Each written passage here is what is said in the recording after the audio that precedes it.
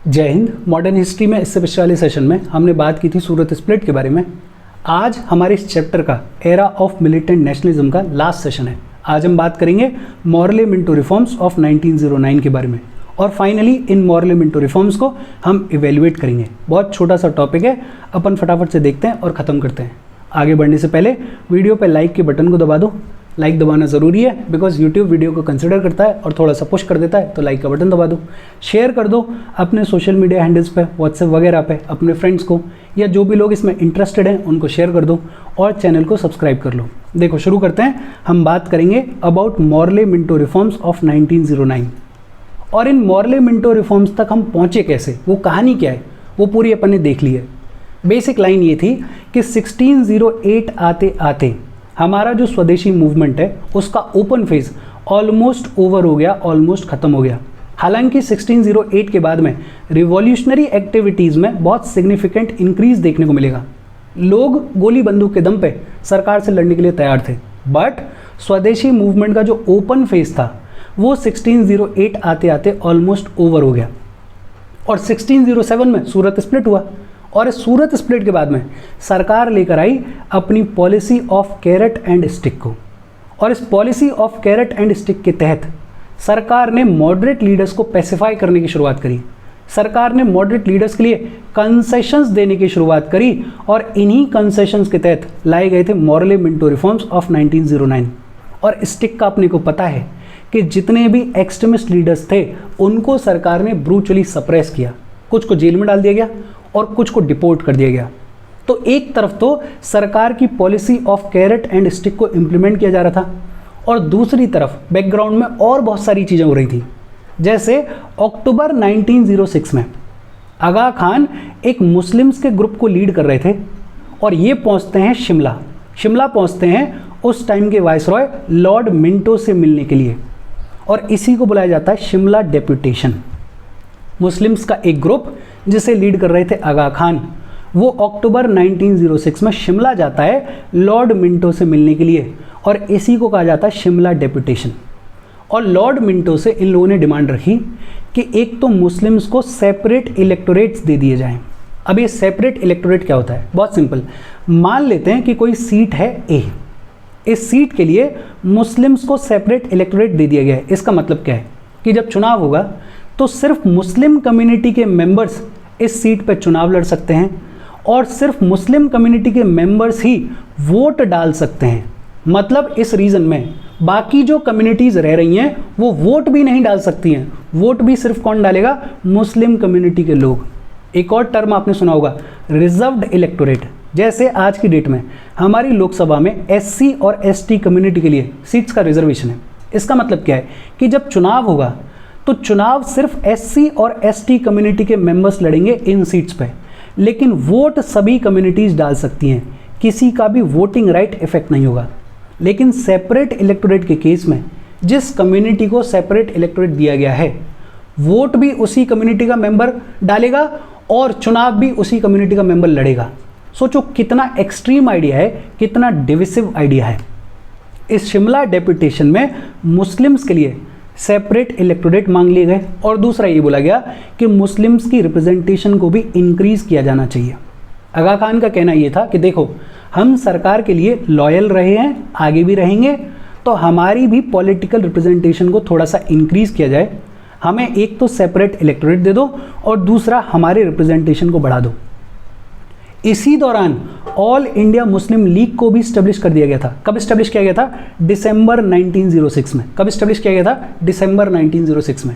किसने स्टैब्लिश किया था, ढाका के नवाब सलीमुल्लाह और नवाब मोहसिन उल मुल्क और नवाब वकर उल मुल्क ने ऑल इंडिया मुस्लिम लीग को दिसंबर 1906 में किसने स्टैब्लिश किया, ढाका के नवाब सलीमुल्लाह, नवाब मोहसिन उल मुल्क और नवाब वकर उल मुल्क। और फिर अल्टीमेटली ये जो आगा खान का डेप्यूटेशन है इसने ऑल इंडिया मुस्लिम लीग को टेक ओवर कर लिया। हालांकि मुझे याद है कि किसी एक सेशन में मैंने जब मुस्लिम लीग की बातचीत की है तो ये कहा है कि उसको इस्टेब्लिश किया था नवाब सलीमुल्लाह, मोहसिन उल मुल्क और आगा खान ने। तो ये थोड़ा ध्यान रखना कि आगा खान थोड़े टाइम के बाद इसको टेक ओवर करते हैं। स्टैब्लिश किसने किया? नवाब सलीमुल्लाह, मोहसिन उल मुल्क और वकर उल मुल्क ने। कब स्टैब्लिश किया? दिसंबर 1906 में। और अपने को ये पता है कि ये जो ऑल इंडिया मुस्लिम लीग थी ये ब्रिटिशर्स के प्रति लॉयल थी और इसको एक एंटी कांग्रेस फ्रंट के जैसे स्टैब्लिश किया गया था। मतलब डिवाइड एंड रूल पॉलिसी, लोगों को रिलीजन के बेसिस पर डिवाइड किया जा रहा है। एक तरफ मुस्लिम लीडर्स जो हैं उन्होंने सेपरेट इलेक्टोरेट की डिमांड रख दी है, उन्होंने ऑल इंडिया मुस्लिम लीग को स्टैब्लिश कर लिया है। और दूसरी तरफ जीके गोखले साहब, गोपाल कृष्ण गोखले, इंग्लैंड जाते हैं उस टाइम के secretary of state John Morley से मिलने के लिए। और जॉन मॉर्ले के सामने इन्होंने डिमांड रखी कि हमें सेल्फ गवर्नमेंट दे दी जाए, मतलब कुछ हद तक हमें सेल्फ गवर्नमेंट दे दी जानी चाहिए। अपनी अपनी डिमांड्स रख दी गई हैं और इस बैकड्रॉप में लाए गए इंडियन काउंसिल एक्ट ऑफ 1909 या फिर Morley Minto reforms of 1909। Morley उस टाइम के हुआ करते थे सेक्रेटरी ऑफ स्टेट और मिंटो उस टाइम के हुआ करते थे वाइसरॉय, और उन्हीं के नाम से इस इंडियन काउंसिल एक्ट ऑफ 1909 का नाम पड़ गया मॉर्ले मिंटो रिफॉर्म्स ऑफ 1909। और क्या लिखा गया इनमें? देखो, सबसे पहली चीज़ तो इलेक्शंस को पहली बार इंट्रोड्यूस किया गया नॉन ऑफिशियल मेंबर्स के लिए। सबसे पहली बार इलेक्शंस को इंट्रोड्यूस कर दिया गया। हालांकि ये जो इलेक्शंस थे ये इनडायरेक्ट इलेक्शंस थे। इनडायरेक्ट इलेक्शंस कैसे थे कि जो भी देश की लोकल बॉडीज़ होती थी वो एक इलेक्टोरल कॉलेज को इलेक्ट करती थी।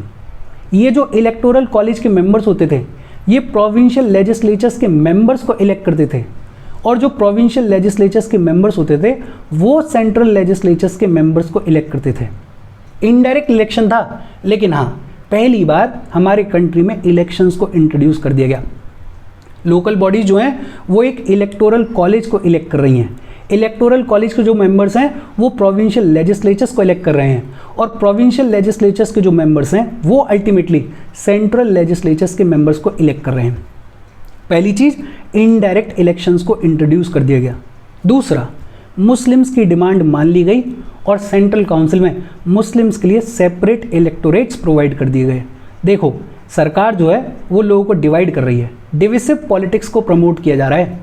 मुस्लिम्स के लिए सेपरेट इलेक्टोरेट दे दिए गए। तो अगर कोई पूछ ले कि मुस्लिम्स के लिए सेपरेट इलेक्टोरेट सबसे पहली बार कहाँ दिए गए, इंडियन काउंसिल एक्ट ऑफ 1909 या फिर मॉर्ले मिंटो रिफॉर्म्स ऑफ 1909 के तहत। एक तो इनडायरेक्ट इलेक्शंस को इंट्रोड्यूस कर दिया गया, दूसरा मुस्लिम्स के लिए सेपरेट इलेक्टोरेट्स प्रोवाइड कर दिए गए, और मुस्लिम वोटर्स के लिए जो इनकम की क्वालिफिकेशंस थी उनको भी हिंदूज के कंपैरिजन में कम रखा गया।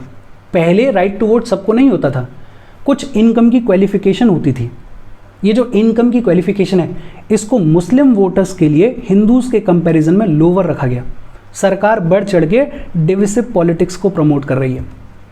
पहला, इनडायरेक्ट इलेक्शंस कर दिए गए, दूसरा, मुस्लिम्स के लिए सेपरेट इलेक्टोरेट दे दिया गया, तीसरा, इंपीरियल लेजिस्लेटिव काउंसिल और प्रोविंशियल लेजिस्लेटिव काउंसिल दोनों में नंबर ऑफ इलेक्टेड मेंबर्स को इंक्रीज कर दिया गया। ये थोड़ा सा इंप्रूवमेंट है, नंबर ऑफ इलेक्टेड मेंबर्स को इंक्रीज कर दिया गया। और प्रोविंशियल लेजिस्लेटिव काउंसिल में नॉन ऑफिशियल मेजॉरिटी को भी इंट्रोड्यूस कर दिया गया, और ये थोड़ा सिग्निफिकेंट स्टेप है।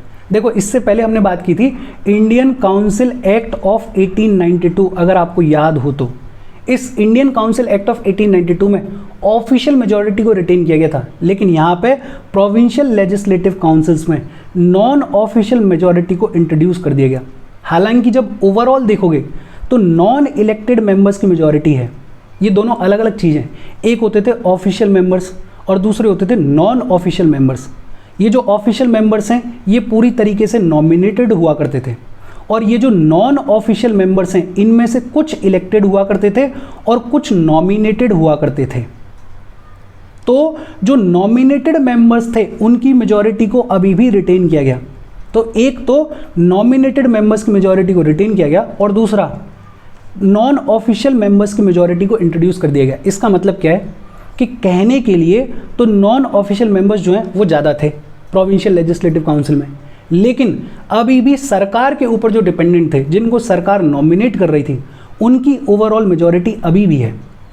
ये अगर आपको समझ में आ गया तो चीज़ें बहुत ईजी हैं।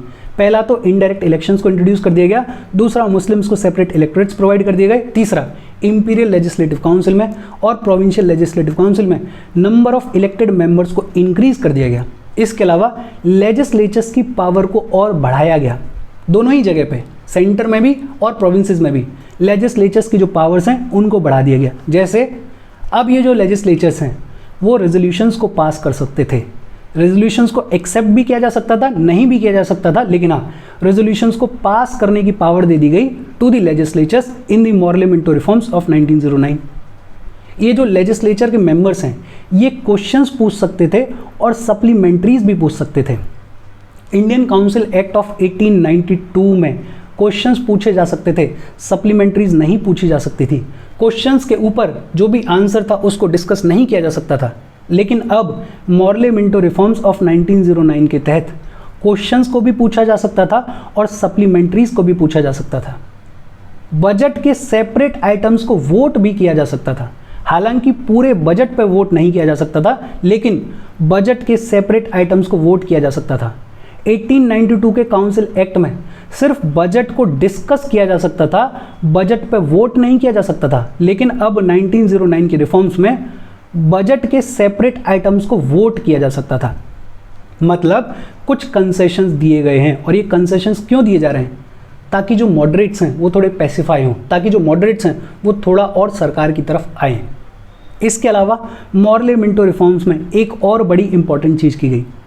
वाइसरॉय की एग्जीक्यूटिव काउंसिल में एक इंडियन को अपॉइंट कर दिया गया। पहले इंडियन जिनको कि वाइसरॉय की एग्जीक्यूटिव काउंसिल के लिए अपॉइंट किया गया इन 1909, उनका नाम क्या है? सत्येंद्र सिन्हा। उनका नाम क्या है? सत्येंद्र सिन्हा। अच्छा, स्ट्रक्चर क्या हो गया इसके बाद इंपीरियल लेजिस्लेटिव काउंसिल का? इंपीरियल लेजिस्लेटिव काउंसिल में टोटल 69 मेंबर्स थे। टोटल कितने थे? 69 मेंबर्स, जिनमें से 37 ऑफिशियल मेंबर्स थे और 32 नॉन ऑफिशियल मेंबर्स थे। इन 32 नॉन ऑफिशियल मेंबर्स में से 5 जो हैं वो ऐसे थे जिनको नॉमिनेट किया जाता था, और 27 जो हैं वो ऐसे थे जिनको कि इलेक्ट किया जाता था। और इन 27 में से भी 8 सीट्स जो हैं वो मुस्लिम्स को दे दी गई एज अ सेपरेट इलेक्टोरेट। 4 जो हैं वो रिजर्व कर दी गई फॉर ब्रिटिश कैपिटलिस्ट, 2 जो हैं वो रिजर्व कर दी गई लैंडलॉर्ड्स के लिए, और 13 रखी गई जनरल इलेक्टोरेट के तहत। मतलब देखने में तो ये लग रहा है कि 27 जो हैं वो नॉन ऑफिशियल मेंबर्स हैं, लेकिन ओवरऑल अगर देखोगे तो इसमें भी डिवीजन कुछ ऐसा है कि किसी एक सेक्शन के हाथ में पूरी पावर नहीं जा रही है। सरकार बहुत स्मार्टली प्ले कर रही है। एक बार फिर से देख लेते हैं हमने जो भी बात करी है। इंडियन काउंसिल एक्ट ऑफ 1909 के तहत एक तो पहली बार इनडायरेक्ट इलेक्शंस को इंट्रोड्यूस कर दिया गया। लोकल बॉडीज़ जो हैं वो एक इलेक्टोरल कॉलेज को इलेक्ट करेंगी। इलेक्टोरल कॉलेज के जो मेंबर्स हैं वो इलेक्ट करेंगे प्रोविंशियल लेजिस्लेचर्स के मेंबर्स को, और प्रोविंशियल लेजिस्लेचर्स के जो मेंबर्स हैं वो इलेक्ट करेंगे सेंट्रल लेजिस्लेचर्स के मेंबर्स को। तो पहली बार इलेक्शंस को इंट्रोड्यूस कर दिया गया। दूसरा, मुस्लिम्स को सेपरेट इलेक्टोरेट्स दे दिए गए। तीसरा, इंपीरियल लेजिस्लेटिव काउंसिल में और प्रोविंशियल लेजिस्लेटिव काउंसिल में नंबर ऑफ इलेक्टेड मेंबर्स को इंक्रीज कर दिया गया। चौथा, लेजिस्लेचर्स की जो पावर हैं उनको थोड़ा इंक्रीज किया गया। जैसे रेजोल्यूशंस पास कर सकते थे, वो क्वेश्चंस पूछ सकते थे, सप्लीमेंट्रीज पूछ सकते थे, बजट के सेपरेट आइटम्स पर वोट कर सकते थे। और जो बेहद इंपॉर्टेंट चीज़ हुई कि वाइसरॉय की एग्जीक्यूटिव काउंसिल में एक इंडियन को अपॉइंट किया जा सकता था। पहले इंडियन जिनको वाइसरॉय की एग्जीक्यूटिव काउंसिल के लिए अपॉइंट किया गया उनका नाम था सत्येंद्र प्रसाद सिन्हा। क्या नाम था? सत्येंद्र प्रसाद सिन्हा। कब अपॉइंट किया गया? 1909 में। और ये कंपोजिशन था इंपीरियल लेजिस्लेटिव काउंसिल का।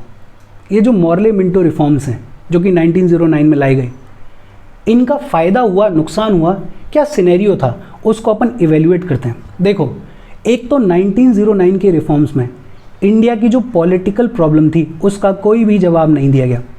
गोपाल कृष्ण गोखले स्पेशली गए थे कि हमें सेल्फ गवर्नमेंट दी जाए। ये जितनी भी लड़ाई हो रही थी स्वदेशी मूवमेंट में, उसमें एक गोल स्वराज भी था, सेल्फ गवर्नमेंट भी थी, लेकिन सेल्फ गवर्नमेंट जो है वो डिनाई कर दी गई।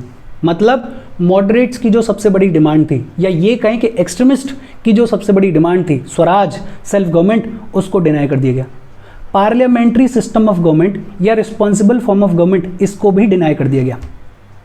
छोटे छोटे काम किए गए, जैसे लेजिस्लेचर्स की पावर को इंक्रीज कर दिया गया, जैसे नंबर ऑफ इलेक्टेड मेंबर्स को इंक्रीज कर दिया गया, लेकिन जो मेन डिमांड्स थी उनको नहीं माना गया। कॉन्स्टिट्यूशनल रिफॉर्म्स किए गए, जैसे लेजिस्लेचर्स की पावर्स को इंक्रीज करना, लेकिन ये जो कॉन्स्टिट्यूशनल रिफॉर्म्स हैं ये भी क्यों किए गए, ताकि जो मॉडरेट्स हैं और जो एक्सट्रीमिस्ट हैं उनके बीच में और डिवीजन आए। मॉडरेट्स को कंफ्यूज करने के लिए, मॉडरेट्स को एक्सट्रीमिस्ट से थोड़ा और दूर करने के लिए, मासेस से थोड़ा और दूर करने के लिए ये कॉन्स्टिट्यूशनल रिफॉर्म्स लाए गए थे। सेपरेट इलेक्टोरेट्स दिए गए मुस्लिम्स को, मतलब रिलीजन के बेसिस पर लोगों को डिवाइड किया जा रहा है। डिविसिव पॉलिटिक्स को खूब बढ़ चढ़ के प्रमोट कर रही है सरकार। और ये जो सिस्टम ऑफ इलेक्शन भी इंट्रोड्यूस किया गया था ये भी इनडायरेक्ट था, डायरेक्टली लोग वोट नहीं डाल रहे थे। और इनफैक्ट ये जो काउंसिल में रिफॉर्म्स किए गए थे, ये रिफॉर्म्स तो कर दिए गए लेकिन जो मेंबर्स हैं उनको कोई रिस्पॉन्सिबिलिटी नहीं दी गई। और जब रिस्पॉन्सिबिलिटी के बिना आपको कोई ओहदा मिल जाता है तो आप उसका कुछ अच्छा यूज़ नहीं करते हो। कुछ लोग होते हैं जो अच्छे से यूज़ करते हैं, बाकी तो बस मज़े मारते हैं। जैसे कुछ लोग थे, गोपाल कृष्ण गोखले जैसे लोग, जिन्होंने इस अपॉर्चुनिटी को यूज़ किया। इन्होंने काउंसिल में जाके डिबेट करी, इन्होंने बोला कि यूनिवर्सल प्राइमरी एजुकेशन को प्रमोट किया जाना चाहिए। इन्होंने सरकार की रिप्रेसिव पॉलिसीज़ को अटैक किया। जो हमारे इंडेंचर्ड लेबर्स थे, उनकी जो ख़राब कंडीशन थी, उनकी आवाज़ को उठाया। लेकिन ज़्यादातर जो मेंबर्स थे काउंसिल के, वो सिर्फ बैठे हुए थे, वो इस अपॉर्चुनिटी का कोई फ़ायदा नहीं उठा रहे थे। मॉरली मिंटो रिफॉर्म्स, इनको याद रखना, बहुत छोटा छोटा, अगर छोटे से पेज में लिखो तो छोटा, इतना डिटेल में लिखने की ज़रूरत नहीं है। 2-3 चीज़ें लिख लो कि एक तो साहब इलेक्शंस इंट्रोड्यूस कर दिए गए सबसे पहली बार, और ये जो इलेक्शंस हैं ये इनडायरेक्ट इलेक्शंस थे। दूसरा, मुस्लिम्स को सेपरेट इलेक्टोरेट दे दिया गया। तीसरा, इंपीरियल लेजिस्लेटिव काउंसिल और प्रोविंशियल लेजिस्लेटिव काउंसिल में इलेक्टेड मेंबर्स के नंबर को इंक्रीज कर दिया गया। चौथा, लेजिस्लेचर्स की पावर को इंक्रीज कर दिया गया। और ये जो पावर्स हैं इनको थोड़ा देख लेना कि एक तो रेजोल्यूशन पास किया जा सकता था, दूसरा क्वेश्चंस और सप्लीमेंट्रीज पूछे जा सकते थे, तीसरा बजट के सेपरेट आइटम्स को वोट किया जा सकता था बट पूरे बजट को वोट नहीं किया जा सकता था, और चौथा बड़ा इंपॉर्टेंट कि एक इंडियन को वाइसरॉय की एग्जीक्यूटिव काउंसिल में अपॉइंट किया जाएगा। पहले इंडियन जिनको वाइसरॉय एग्जीक्यूटिव काउंसिल में अपॉइंट किया गया उनका नाम क्या है? सत्येंद्र प्रसाद सिन्हा। सत्येंद्र प्रसाद सिन्हा को अपॉइंट किया गया इन 1909। ये बेसिक चीज़ें याद रखो। इवैल्यूएशन आपको पता है कि ज़्यादा कुछ अच्छा हुआ नहीं, और जो छोटी मोटी रिफॉर्म्स किए भी, वो रिफॉर्म्स सिर्फ इसलिए किए ताकि मॉडरेट्स और एक्सट्रीमिस्ट को और फर्दर डिवाइड किया जा सके। और इसके साथ ये chapter era of militant nationalism खत्म हो गया। कोई डाउट हो इस सेशन में कमेंट करके पूछ लेना। Thank you very much.